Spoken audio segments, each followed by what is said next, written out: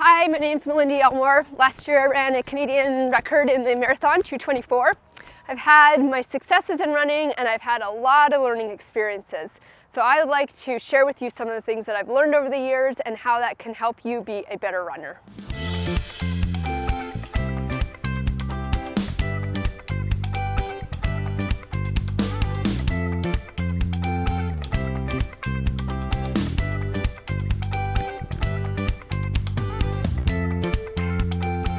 Last year, right after I ran my 2:24 marathon, COVID shut things down. And so did my hamstring. My hamstring shut me down. So after getting the right diagnostic imaging and the right diagnosis and working with a physical therapist, I ended up trying to find someone to help me rehab my injury.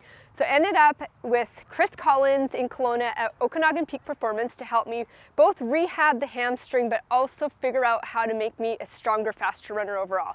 So we're going to head to Peak Performance. I'm going to work with Chris and chat with you and chat with him and figure out how this can help you also be a better runner. It's great that we are going to get started on some hamstring strengthening for you, but we want to make sure that all the movements are going to be safe. So there's 5 quick tests we can do. The first one, what we'd have you do is you're going to turn with your feet right together and touching, and you're just going to fold and just go right down into a regular toe touch.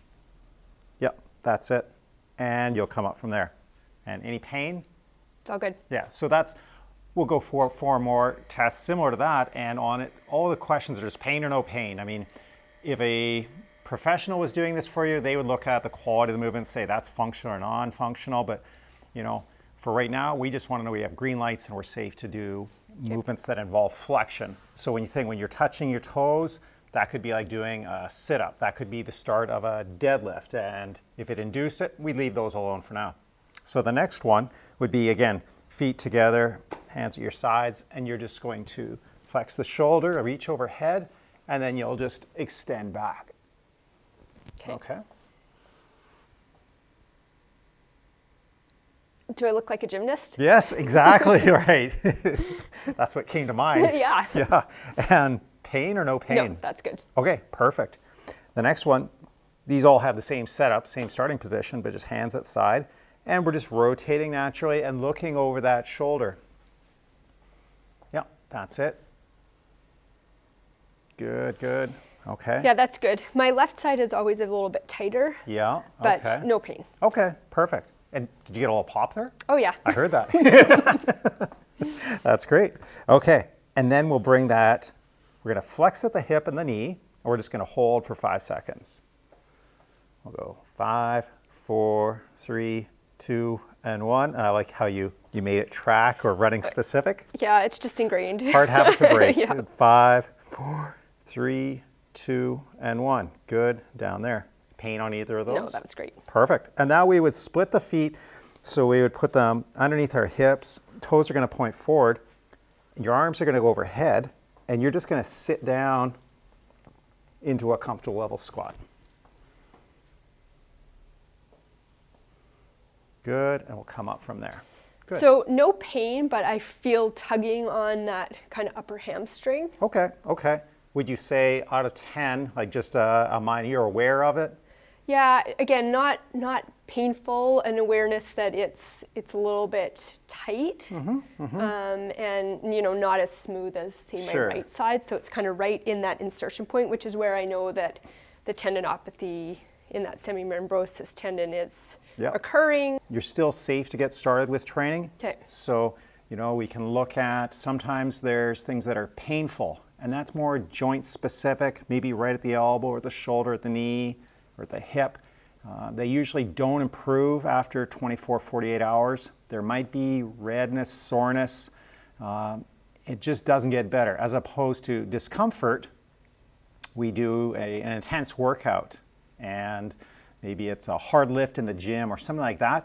And there's some muscular discomfort that's more the muscle belly itself, and within a day or two it's getting better and it's not irritated red, and that we're probably okay with. Okay. So in that, if you being aware of that hamstring tendon, we expect that. My guide with running, kind of based on recommendations from physio and reading Jill Cook's research on tendon rehab, is kind of like a 4 out of 10 threshold. So you know, if when I'm running, I think, is this under a 4 out of 10 discomfort, and I'd say 4 would be about max. That's starting to get into painful. Yeah. But that the next day it shouldn't be any worse. Correct. Than 4 out of 10. So is it the same sort of guide in the gym? Yeah, exactly. And on this test, you know, where you're looking for something lower than a 4 out of 10, it's just more of that yes or no.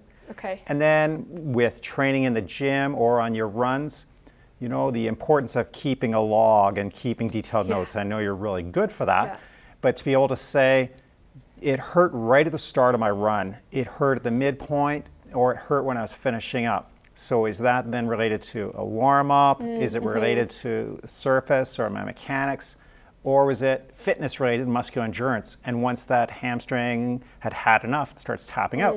Yeah. So looking at those kind of clues, very valuable. Yeah, I mean, I normally find that once I've run 20, 30 minutes, it does warm up and it kind of dissipates. But if I do something new, like faster running, that is a little more dynamic, then it kind of tightens up again. Yeah. But again, we're not dealing with pain anymore, which is great. We're just dealing with, I feel that it's kind of working and engaging, which might be a good thing, that it's you know, giving a little stimulus. And yeah, and you know, and you do want to test it out gradually like you're doing. And I think that's good that you're recognizing what are the things that are going to trigger it. You know, we said before, like, you know, pulling off the shoes. Oh, I feel my hamstring. I have to do actually bend down and undo your shoelaces. Yeah, exactly. All of those things where we have that flexed hip, where it's bent here at the hip, that tendon is not going to love that. Okay, so at the start we're going to get away from that, but starting to see that's more of a postural thing. But we look at things in the running stride. You know, it's on the impact and how strong are the glute and the hamstrings to reduce that. And if it's not compliant, if it's not strong enough, it's stressing it.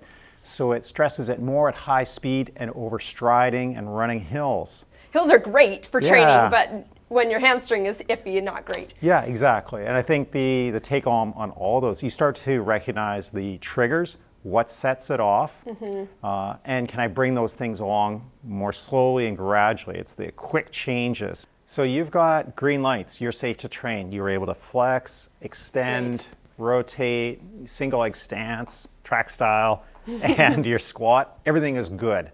So we can get started on some strength training now. Okay, awesome. Question, besides making me stronger and more injury proof, is this going to make me faster? You'll see more of an improvement on your running efficiency, running economy, but it does help VO2 max as well. So Chris, in the next video, you're going to show me some exercises to do to make my hamstrings and glutes super strong for my marathon training. Yeah, that's exactly what we'll get into. We'll show you what to do, how to do them, and also which ones we don't want to do quite right yet.